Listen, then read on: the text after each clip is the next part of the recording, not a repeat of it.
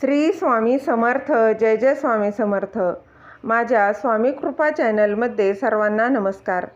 स्वामी महाराजांच्या कृपेने तुमच्या सर्व चांगल्या इच्छा पूर्ण होत ही स्वामी महाराजांच्या चरणी प्रार्थना करते आणि आजच्या या नवीन व्हिडिओला सुरुवात करते. आषाढी अमावस्येला दीपपूजनाचे काय महत्त्व आहे ते जाणून घेऊया. त्याचबरोबर दिव्यांची पूजा करण्याची पद्धत देखील मी तुम्हाला या व्हिडिओत सांगणार आहे. अंधारातून प्रकाशाच्या वाटेवर नेणारा दिवा हा मांगल्याचं प्रतीक आहे. आषाढी एकादशीपासून भगवान विष्णू हे योग निद्रेत जातात. त्या दिवसापासूनच चातुर्मासाला सुरुवात होत असते. हा चातुर्मास 4 महिन्यांचा असतो. हा चातुर्मास सुरू झाल्यानंतरची ही पहिली अमावस्या म्हणून आषाढ अमावस्या साजरी केली जाते आणि श्रावण महिना सुरू होण्याच्या आदल्या दिवशी ही अमावस्या साजरी केली जाते. या अमावस्येला आषाढ अमावस्या किंवा दीप अमावस्या म्हणून देखील ओळखलं जातं. त्याचबरोबर महाराष्ट्रात या अमावस्येला गटारी अमावस्या म्हणूनही ओळखलं जातं. यंदा ही दीप अमावस्या 4 ऑगस्टला साजरी केली जाणार आहे. यंदा श्रावण महिना हा 5 ऑगस्टला सुरू होणार आहे.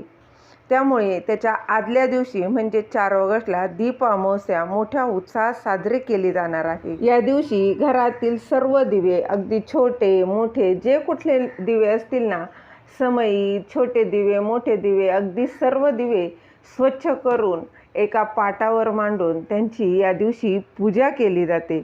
विशेष करून या दिवशी दिव्यांची पूजा केली जाते. त्याचबरोबर या दिवशी दिव्यांची पूजा करण्याचं खास महत्त्व देखील आहे. अमावस्येला दिव्यांची पूजा करून श्रावण महिन्याचं उत्साहात स्वागत केलं जातं.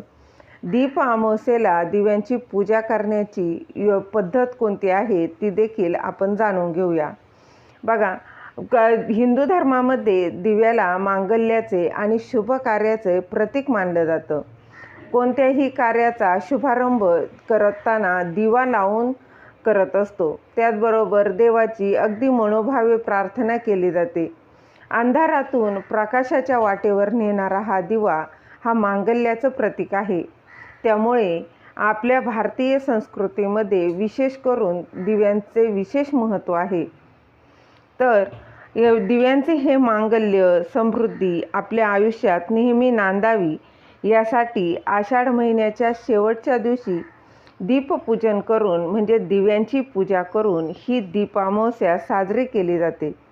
ह्या दिवशी दिव्यांची पूजा केल्याने देवाची आपल्यावर विशेष करून कृपा राहते आणि आयुष्यातील अंधकार दूर होऊन आयुष्य हे प्रकाशाने उजळते अशी देखील धार्मिक मान्यता आहे. असंही म्हटलं जातं की या दिवशी दिव्यांची पूजा केल्याने घरामध्ये सुख, शांती, समृद्धी नांदते. त्याचबरोबर दिव्यांची पूजा करण्याची योग्य पद्धत काय आहे ती देखील जाणून घेऊया. दीप अमावस्येला सकाळी लवकर उठून स्नान करून स्वच्छ वस्त्र परिधान करायचं आहे. त्यानंतर घरातील सर्व दिवे काढून एका मोठ्या भांड्यात एकत्र करून स्वच्छ करून घ्यायचे आहेत. आता बघा, तुमच्याकडे जे कुठले दिवे असतील, अगदी छोटे मोठे लांबण दिवे, जे कुठले दिवे आहेत ते काढून स्वच्छ करायचे आहेत आणि त्यानंतर ते स्वच्छ घासून पुसून एका सुती कापडाने चांगले पुसून घ्यायचे आहे. त्यानंतर तुमच्या देवघरासमोर पाट किंवा चौरंग जे काही तुमच्याकडे असेल तो मांडून घ्यायचा आहे. त्याच्याभोवती सुंदर रांगोळी काढून घ्यायची आहे. त्यानंतर त्या पाटावर किंवा चौरंगावर लाल रंगाचं एखादं वस्त्र अंथरून घ्यायचं आहे आणि त्यानंतर या दिवे ते जे आहेत ते त्याच्यावर सर्व मांडून घ्यायचे आहेत आणि या दिव्यांवर हळद कुंकू व्हायचे आहे. नंतर फुले वाहून त्यांची पूजा देखील करायची आहे. त्यानंतर हे दिवे प्रज्वलित करायचे आहेत आणि त्यांना हात जोडून नमस्कार करायचा आहे. दीप अमावस्येच्या दिवशी बघा, त्यानंतर यांची आरती देखील करायची आहे. त्याचबरोबर कणकेचे दिवे करून या दिव्यांची पूजा करायची असते. त्याचबरोबर या कणकेच्या दिव्यांनी ओवाळायचं असतं आणि त्यानंतर देवाला दूध साखरेचा नैवेद्य देखील दाखवला जातो. त्याचबरोबर या देवांनाही नैवेद्य दाखवायचा आहे. या दिव्यांना देखील नैवेद्य आवर्जून दाखवायचा आहे आणि मनोमन प्रार्थना करायची आहे. तुमच्या घरात सुख, समृद्धी, शांती लाभावी यासाठी या दिव्यांकडे प्रार्थना करायची आहे.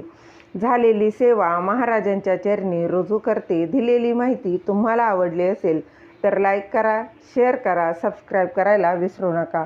श्री स्वामी समर्थ. जय जय स्वामी समर्थ.